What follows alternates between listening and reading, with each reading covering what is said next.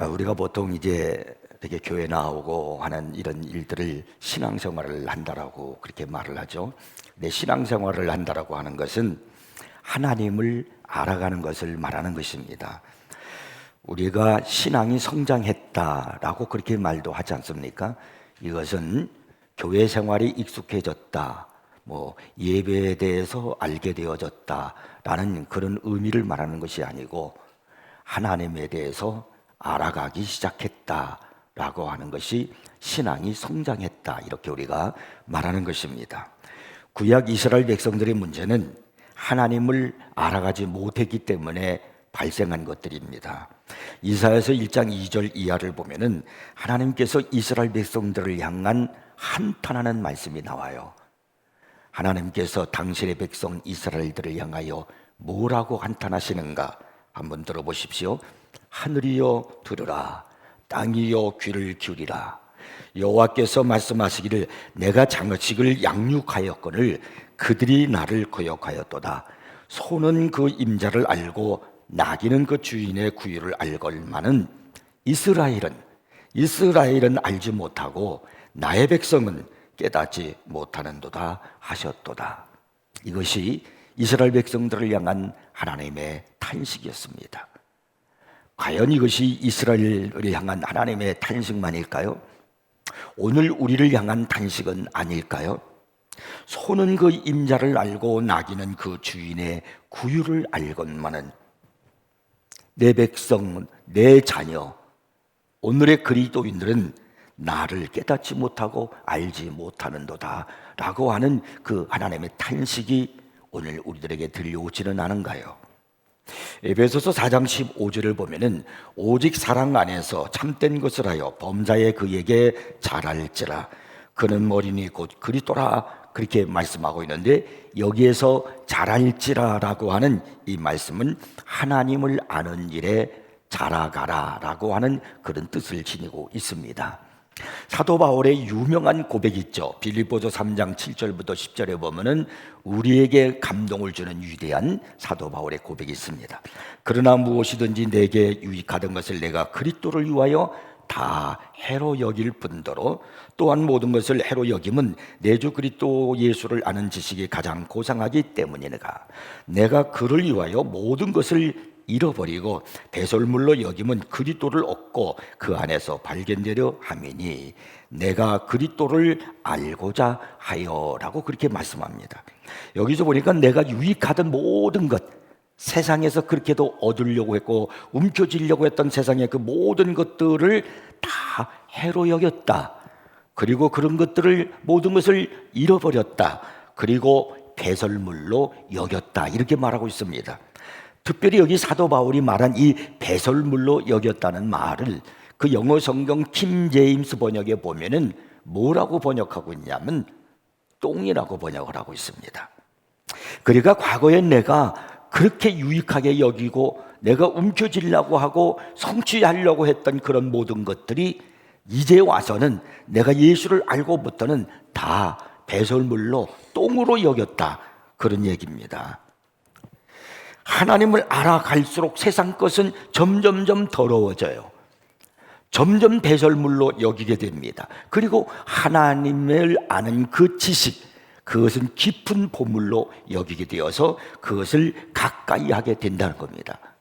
그래서 오늘 우리들에게 필요한 것은 하나님이 어떤 분이신가, 하나님을 알아가는 지식, 하나님이 나에게 어떻게 역사하고 있는가 하는 것을 아는 것이 중요합니다.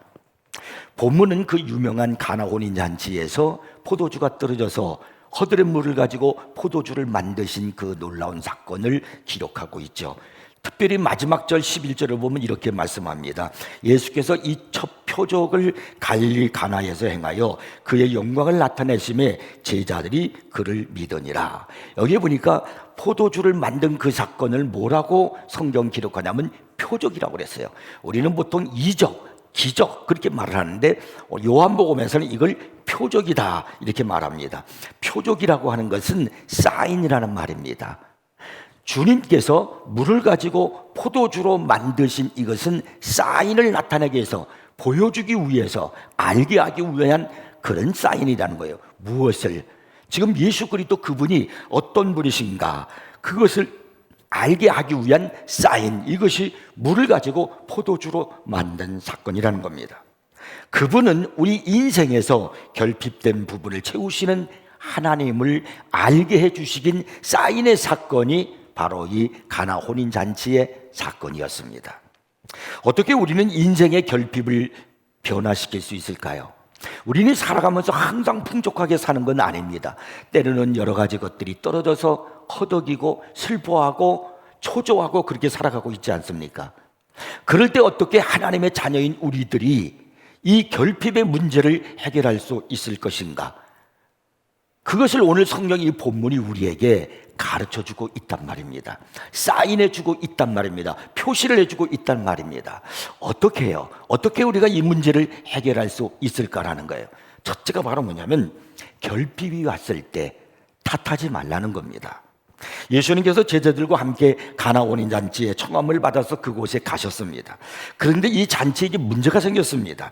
3절에서 보니까 포도주가 떨어진지라 이렇게 이제 말씀하고 있죠. 1세기 팔레스타인 사람들은요, 잔치를 배설한다는 것이 무엇을 의미하는 것인지를 잘 알고 있습니다. 결혼식과 피로연은 결코 하루 저녁에 끝날 일이 아니었습니다. 결혼식은 7일 동안 계속되는 겁니다. 음식과 포도주가 그 7일 기간 내내 찾아오는 손님들에게 제공해 주는 것이 팔레스타인 예수님 당시의 결혼식이었고 그리고 축제였습니다. 그런데 아직 결혼식이 그 잔치가 끝나기도 않았는데 포도주가 떨어지고 만 겁니다.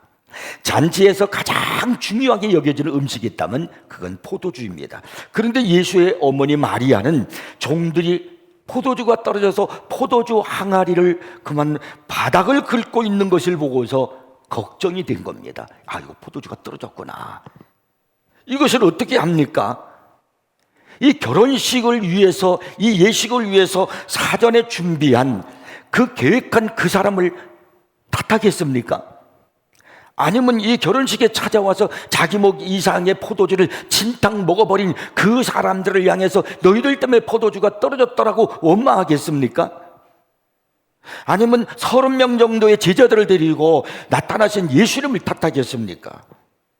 포도주가 부족하게 된 원인을 알 수는 없어요.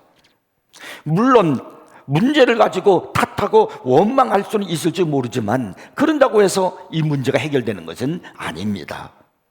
근데 우리는 종종 어떤 결핍의 문제가 생기게 되어지고요, 어려움을 당하게 되어지면은 원망하고 탓하는 일들이 많다는 겁니다. 누구 때문이고 왜 이렇게 되었는가, 무엇이 잘못되어지고, 그렇게 우리는 탓할 때가 많죠. 그러나 하나님을 아는 믿음을 갖고 있는 사람은 그런 경우에도 탓하지 않습니다. 왜냐하면 하나님께서는 언제나 우리에게 필요를 채워주시는 분이시라는 것입니다. 요한복음 20장 30절에 보면은 요한복음을 기록한 목적에 대해서 성경은 이렇게 기록하고 있습니다. 예수께서 제자들 앞에서 이 책에 기록되지 아니한, 이 책은 요한복음 성경을 말하는 거예요. 이 책에 기록되지 아니한 다른 표적도 많이 행하셨으나 오직 이것을 기록함은 너희로 예수께서 하나님의 아들 그리스도를 이심을 믿게 하려 함이요, 또 너희로 믿고 그 이름을 힘입어 생명을 얻게 하려 함이니라. 그 성경을 기록하는 목적이 바로 뭐냐면 예수 그리스도를 하나님의 아들이심을 믿게 하는 것이고, 또 믿고 그 이름을 힘입어서 생명을 얻게 하는 것이라고 이렇게 성경은 기록하고 있습니다. 생명을 얻게 하는 믿음, 그것이 어디에서 나오냐면 예수 그리스도를 아는 믿음에서 나오는 거예요. 하나님을 아는 데서 나오는 것입니다. 그러니까 우리가 성경을 통해서 하나님을 알아가기 시작할 때 우리는 생명을 얻는 믿음을 얻게 되어지고, 그리고 이 세상을 살아가는 데 있어서 충분한 하나님의 은혜 속에서 기쁨을 얻게 된다는 사실입니다. 그러므로 인생의 결핍이 찾아왔을 때 가장 중요한 것은 내가 하나님을 바로 알고 믿고 있는 겁니다. 빌립보서 4장 19절 말씀을 아십니까? 나의 하나님의 그리스도 예수 안에서 영광 가운데 그 풍성한 대로 너희 모든 쓸 것을 채우시리라 그랬어요. 풍성한 대로 너희 모든 쓸 것을 채우시리라. 하나님은 적당히 주시는 분이 아니고 채우시리라는 분입니다. 여기만 있는 것이 아니에요. 시편 81편 10절에 보면은 나는 너를 애굽 땅에서 인도하여낸 여호와 내 하나님이니 내 입을 크게 열라 내가 채우리라고 말씀하고 있습니다. 하나님은 채우시는 하나님이에요. 우리의 결핍한 부분을 채워주시는 그런 놀라운 하나님이라는 겁니다. 이 하나님을 내가 알고 믿고 있는데 내 인생에 결핍한 부분이 왔다고 그래서 탓하겠습니까? 이 하나님을 안다면 우리는 탓하지 않습니다. 우리가 잘 부르는 찬송가 중에 370장, 여러분 이 찬송 아시죠? 주 안에 있는 나에게 땅 근심이 있으랴 십자가 밑에 나아가 내 짐을 풀었네.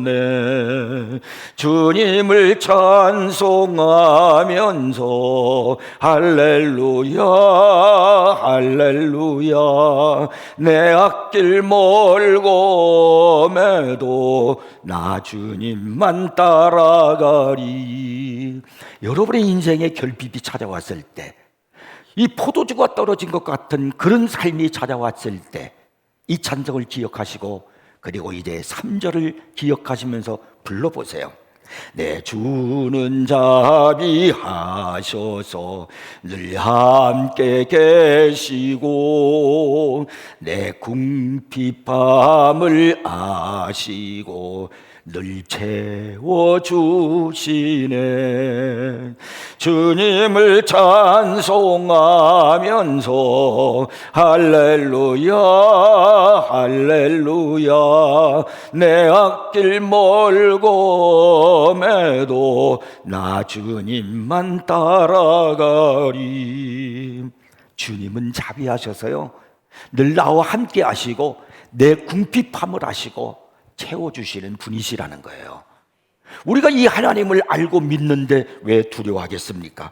궁핍함을 아는 그 하나님을 우리가 믿고 있을 때, 내 인생에 결핍이 왔을 때, 부족함이 생겨서 지금 당황할 수밖에 없는 오늘 본문의 이 사건과 같은 일이 일어나고 있을 때, 그때 여러분 탓하지 마십시오. 누구도 원망하지 마십시오. 그때 하나님을 의지하고 하나님을 찾으시길 바랍니다. 그분은 채워주시는 분이시니까요. 그러면 두 번째는 마리아처럼 하라는 겁니다. 3절을 한번 읽어보겠습니다. 예수의 어머니가 예수에게 이르되 저들에게 포도주가 없다 하니. 포도주가 떨어진 결혼식이 뭐 그리 중요하겠습니까? 지구상에 많고 많은 필요들 중에 왜 술 없는 술통이 중요했을까요? 이유는 간단합니다. 그것이 예수님께 중요했던 이유는 그것이 마리아에게 중요했기 때문입니다. 마리아는 예수님께서 태어나시 전부터 그분이 누구이신지를 알고 있었고 그분을 믿고 있었습니다. 그러한 마리아가 예수님께 저들에게 포도주가 없다라고 말했고 예수님은 그것을 기꺼이 들어주신 것입니다. 예수님께서 만약에 사회적 결례의 문제인 결혼잔치에 포도주를 해결해 주시기 위해서 당신의 신적인 능력을 기꺼이 사용하셨다면 삶의 더 무거운 문제 앞에는 얼마나 더 기꺼이 우리에게 간섭하시고 다가오시고 또 해결해 주시겠느냐는 겁니다. 예수님은 여러분의 모든 필요를 그분께 가까이 가지고 와서 그리고 그분에게 알리기를 원하십니다. 여러분의 필요를 여기 마리아가 포도주가 떨어졌다 라고 말한 것처럼 그렇게 여러분이 주님께 알리기를 원하신단 말이에요. 빌립보서 4장 6절에 보시면요 아무것도 염려하지 말고 다만 모든 일에 기도와 간구로 너희 구할 것을 감사함으로 하나님께 아뢰라 라고 말씀하고 있습니다. 모든 일을 하랬어요. 아무것도 염려하지 말고 모든 일은 큰 일도 있고 작은 일도 있고 여러 가지 모든 일들, 여러 가지 모든 것들을 말하는 거예요. 이런 것들 요청사항을 예수님께 알리라는 것입니다. 마리아처럼 말이에요. 마리아는 필요를 예수님께 알려드렸잖아요. 저들에게 포도주가 없다. 야단법석 떨지도 않았고 걱정만 하고 한숨만 쉬지도 않았습니다. 그녀는 문제를 알았고 공급원도 알았습니다. 그래서 마리아는 전자와 후자를 연결시킨 겁니다. 여러분의 결핍을 기도로 바꾼 적이 있습니까? 예수님은 여러분의 정확한 필요에 대한 응답을 준비하실 것입니다. 하나님은 패스트푸드 요리사가 아닙니다. 특수한 상황에 대한 맞춤형 은총을 베푸실 수 있는 능숙한 셰프라는 사실이에요. 누가복음 4장 40절을 보시면은요, 해질 무렵에 사람들이 온갖 병자를 데리고 나오매 예수께서 일일이 이랬어요. 일일이 그 위에 손을 얹어 고치시니라고 말씀하고 있습니다. 예수님은 일일이 모든 사람 한 사람 그 위에 손을 얹어 고쳐주셨다는 겁니다. 물론 예수님은 하나님이시니까, 전능하신 분이니까 거기 있는 모든 사람들 다 한꺼번에 은총을 베푸셔서 다 치료해 주시고 그리고 문제를 해결해 줄 수 있습니다. 그러나 우리 예수님은 프리사이드를 제공해 주시는 구주가 아니시라는 거예요. 예수님은 각 사람에게 일일이 개별적으로 손을 얹으신 분이십니다. 각각의 필요를 인지하시고 그에 맞는 은총을 베풀어 주셨습니다. 오늘 여러분의 문제가 무엇인가? 각각의 문제, 내 문제는 들어주실까? 성경은 그런 거에 대해서 염려하지 말라는 거예요. 모든 일에 각각의 문제, 어떤 문제든 간에 각각의 문제를 주님 앞에 각각 요청하시면 우리 주님은 들어주십니다. 해결해 주신다는 거예요. 여러분의 문제는 그분의 돌파구가 됩니다. 여러분이 직면한 도전이 그리스도께서 그분의 정교한 작업을 증명할 수 있는 캔버스가 되는 겁니다. 그러니 그냥 그저 기도하고 여러분의 결핍을 그분께 맡기시기만 하면 됩니다. 이제 마리아가 저들에게 포도주가 없다 했을 때 예수님께서 대답하신 반응이 뭘까요? 4절에 이렇게 말씀하잖아요. 예수께서 이르시되 여자여 나와 무슨 상관이 있나이까? 내 때가 아직 이르지 아니하였나이다. 예수님께서는 틀림없이 계시의 시기를 염두에 두고 계셨을 것입니다. 가나에서의 그날의 이 사건은 의도된 일이 아니었어요. 주님께서 의도된 때가 아니었습니다. 예수님은 순수하게 그냥 결혼을 축하하려고 오신 그러기 위해서 혼인잔치에 가신 것입니다. 그날 그분이 해야 할 사역의 목록에는 물을 포도주로 바꾸기는 없었습니다. 그래서 마리아의 간청에 대해서 예수님은 주저하셨습니다. 여러분도 똑같은 상황에 놓인 적이 있을 거예요. 내가 지금 열심히 기도하고 있는데, 하나님 앞에 나의 결핍한 부분에 대해서 간청하고 있는데, 그때 여러분은 어떻게 하시느냐는 거예요. 여기 지금 3절에서 이 마리아의, 예수의 어머니 마리아의 이름을 여러분을 이입해 보십시오. 여러분의 결핍을 주님께 알려드렸습니다. 포도주가 없습니다. 시간이 없습니다. 돈이 없습니다. 힘이 없습니다. 해결이 안 되고 있습니다 등 나에게 나타난 결핍을 주님께 알려드리는 겁니다. 자동차 연료 게이지가 바늘이 지금 눈금이 비었음을 가리키고 있습니다. 은행 잔고가 마이너스를 지금 지나고 있습니다. 그래서 마리아처럼 예수님께 간청하는 거예요. 예수님, 나 이거 비었습니다. 이렇게 간청하는 겁니다. 그런데 마리아처럼 했는데, 마리아가 포도주가 저들에게 떨어졌다 없다 했을 때 예수님께로부터 들려오는 대답이 뭘까요? 4절입니다. 나와 무슨 상관이 있습니까? 내 때가 아직 이르지 아니하였나이다. 침묵이었습니다. 새벽 하늘처럼 조용했습니다. 응답이 없었단 말입니다. 이때 여러분은 어떻게 하시겠습니까?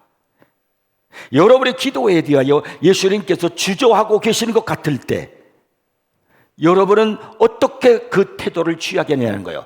그 다음에 예수님의 대답이 있고 난 다음에 3절에 예수님 앞에 마리아가 요청을 했어요. 저들에게 포도주가 없다. 4절에서 예수님께서 내 때가 아직 이르지 아니었나이다. 나와는 상관이 없나이다 라고 대답하셨습니다. 그리고 났더니 5절에 마리아의 그 대답이 나와요. 자, 그렇다면 여러분이 만약에 예수님께 포도주가 떨어졌습니다, 내 문제가 이렇게 됐습니다, 그런데 주님이 아무런 대꾸도 안 하시고 응답이 없었을 때, 적막했을 때 여러분의 5절에 대한 대답은 무엇이냐는 거예요. 마리아가 5절에서도 이렇게 말할 수 있었을 겁니다. 그녀는 노기가 가득하여 씩씩거리며 가버렸다. 그녀는 더 이상 아들을 믿지 않는다고 선포했다. 난 더 이상 너 안 믿어. 이렇게 성경 기록할 수도 있다는 거. 5절에서는 그녀는 너를 위해 내가 빨래를 하고 요리를 해주었던 지난 세월들에 대한 보답이 겨우 이거니? 이렇게 성경의 5절은 기록할 수도 있을 거예요. 그러나 성경의 5절에 보면은 마리아가 이렇게 말해요. 그의 어머니가 하인들에게 이르되 너희에게 무슨 말씀을 하시든지 그대로 하라 하니라. 번역하면은 이런 말입니다. 예수님께 모든 고난이 있다. 난 아니다. 예수님이 세상을 통치하신다. 난 아니다. 예수님이 모든 문제를 해결해 주신다. 그분은 하나님이시다. 난 그분을 신뢰한다. 그러므로 너희에게 무슨 말씀을 하시든지 그대로 하라. 이런 말입니다. 무슨 말씀을 하시든지라는 이것은 말 그대로요, 무엇이든지 그런 말 아니겠어요?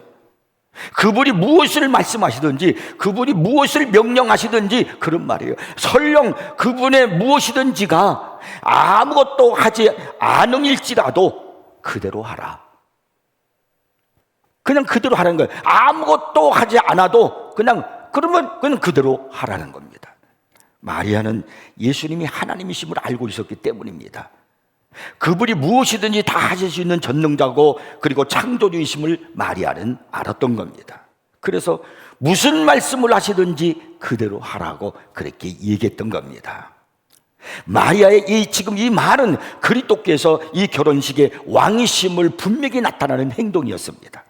그분의 머리에 왕관을 씌워드리고 그리고 그분의 옷에 어깨에 예복을 입혀드리는 그런 모습이기도 한 것과 같습니다. 마리아가 30년 동안 예수님과 함께 있으면서 터득한 것이 뭐냐면 예수님 저분은 나의 모든 것을 알고 계시다는 거예요. 내 마음, 나의 필요를 다 알고 계시다는 거예요. 그것이 마리아의 예수님을 향한 신앙이었습니다. 예수님에 대한 그녀의 믿음이 바로 뭐냐면요, 그분이 예수라고 말씀하시면 좋은데 만약에 노라고 말씀하셔도 나는 좋아, 그렇게 말할 수 있는 믿음이었습니다. 예수님께서 하시는 말씀은 전부 다 정답이니까요. 마리아처럼 하나님을 우리가 알아야 된다는 겁니다. 그래서 두 번째로 제가 하는 것은 마리아처럼 하라는 거예요. 그래서 무슨 말씀을 하시든지 그대로 할 수 있는 그런 믿음의 사람이 되라는 겁니다. 오늘 우리에게 필요한 것이 이 믿음이에요.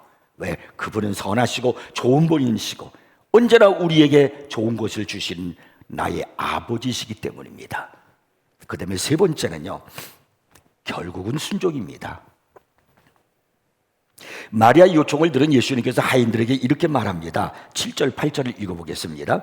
예수께서 그들에게 이르시되 항아리에 물을 채우라 하신즉 아기까지 채우니 이제는 떠서 연회장에게 갖다 주라 하심에 갖다 주었더니, 이 말씀에서 우리는요 하인들의 순종을 볼 수 있습니다. 하인들의 순종이 이적을 만들어낸 것입니다.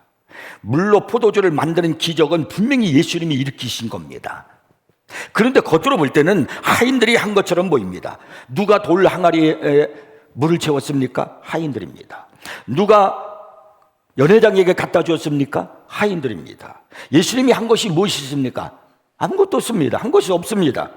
예수님은 그냥 물을 채워서 갖다 주라 이렇게 말씀만 하셨습니다. 그렇지만 하인들의 순종이 하나님의 이적을 만들어낸 거예요. 그 물을 포도주로 만들어낸 겁니다. 오늘도 우리 하나님께서는 항상 우리들을 도구로 사용하셔서 하나님은 당신의 뜻을, 기적을 일으키시기를 원하시는 겁니다. 하나님은 여러분 한 사람, 바로 여러분의 그 순종을 통해서 하나님은 당신의 놀라운 사랑과 풍성한 축복의 기적을 여러분에게 보여주기를, 나타내기를 원하시는 겁니다. 그것은 바로 순종하는 사람을 통해서라는 사실이에요. 우리는 국민소득 36,000달러 이상의 고소득 시대에 살고 있습니다. 이렇게 소득이 향상되면서 우리 삶에 근본적인 변화가 많이 일어났습니다. 토요일은 더 이상 일하는 날이 아닙니다. 쉬는 날입니다. 과거에는 큰 맘 먹고 에버랜드 가자, 롯데월드점 가자, 큰 맘 먹어야 그런 얘기를 했어요. 근데 요즘에는요, 어떠냐면요, 이번 주말에 우리 사이판 간다, 다음 주말에는 우리 가족들 모두 일본 간다, 이러는 거예요. 이제는 편지를 쓰거나 하는 대신에 휴대폰으로 모든 소식과 모든 것을 다 알려줍니다. 뿐만 아니라 특별한 어학 실력이 없어도 세계 어느 나라든지 AI가 탑재된 핸드폰만 있으면 그 나라 언어로 대화할 수가 있습니다.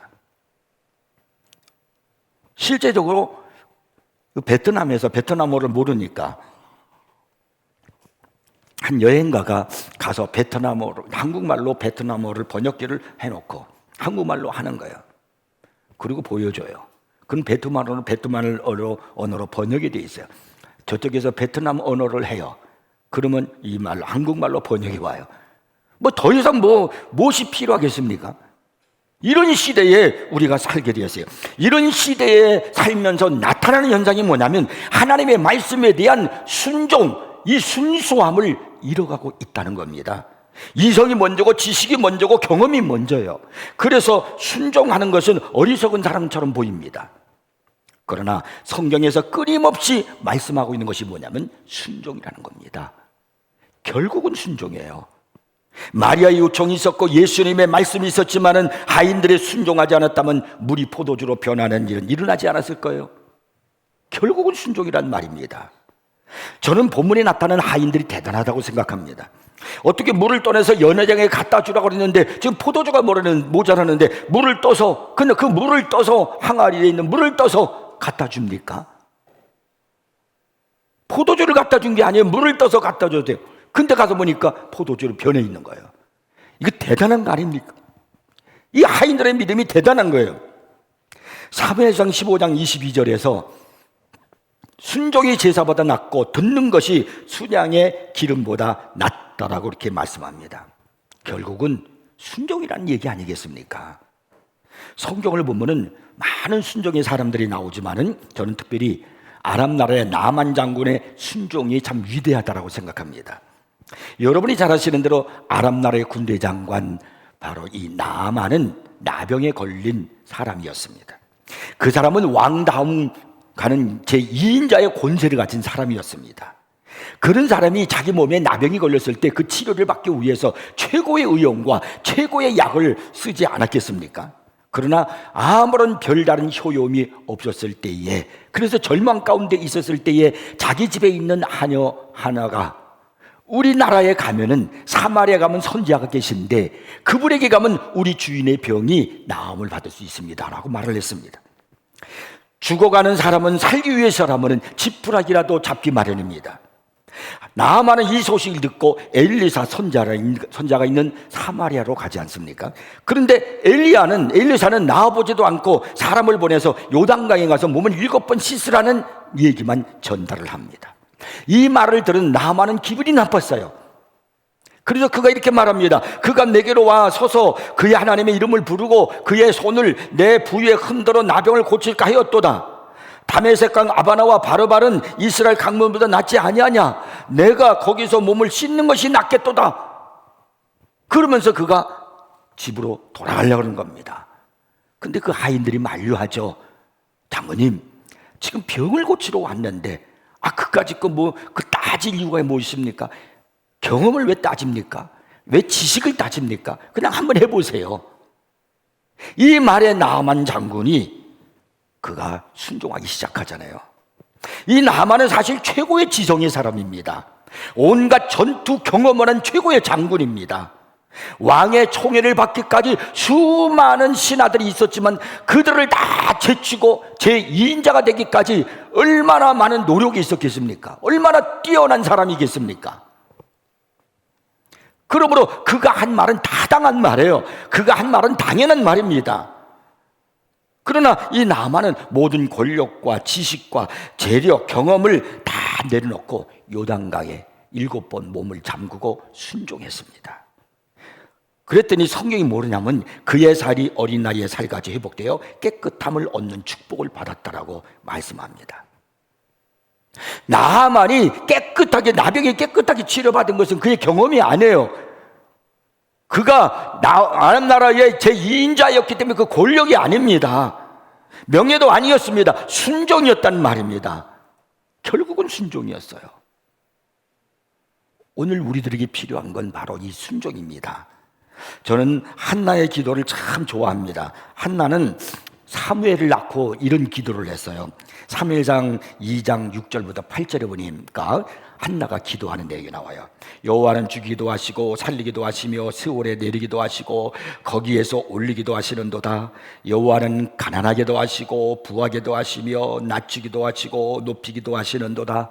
가난한 자를 진토에서 일으키시며 빈궁한 자를 거름더미에서 올리사 귀족들과 함께 앉게 하시며 영광의 자리를 차지하게 하시는도다. 이 무슨 말씀입니까? 뒤바뀐다는 거예요. 다 바뀐다는 거예요. 주님 앞에 나오기만 하면 다 뒤바뀐다는 겁니다. 가나 혼인 잔치에 빈 포도주 항아리가 뒤바뀌어서 가득 채워졌고요, 물이 뒤바뀌어서 포도주로 맛있는 향기나는 포도주가 된 것처럼 결핍한 우리의 삶에 내가 주께로 와서 기도하고 그리고 순종하기만 하면은 내 인생은 바뀐다는 겁니다. 뒤바뀐다는 거예요. 에베소서 3장 20절에 보면은 예수님에 대해서 성경은 이렇게 말씀해요. 예수님은 우리 가운데서 역사하시는 능력대로 우리가 구하거나 생각하는 모든 것에 더 넘치도록 능히 하실 분이라는 겁니다. 이제 우리가 할 일은 뭐냐면 그런 분이니까 그냥 믿는 겁니다. 그분을. 예수님이 모든 상황에 왕이심을, 전능자이심을 여러분이 믿는 겁니다. 그러므로 그분께 여러분의 결핍을 알려드리십시오. 요청하십시오. 그러면 그분께서 여러분이 깨닫기도 전에 여러분의 요청을 들으시는 분께 경의를 표하며 감사하는 일이 벌어질 겁니다. 벌써 하나님을 아시고 준비하셨거든요. 놀라우신 주님이에요. 가나 혼인 잔치에서 오늘 우리에게 들려주시는 하나님의 약속이 이 말씀입니다. 이제 여러분, 내게 문제가 왔을, 결핍이 왔을 때 원망하지 마세요. 탓하지 마십시오.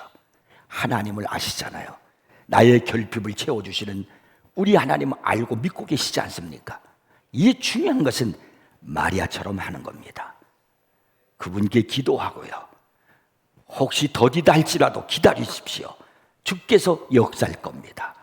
그리고 순종이 결국은 여러분의 삶을 뒤바꿔 놓을 줄 믿으시기 바랍니다. 기도하겠습니다.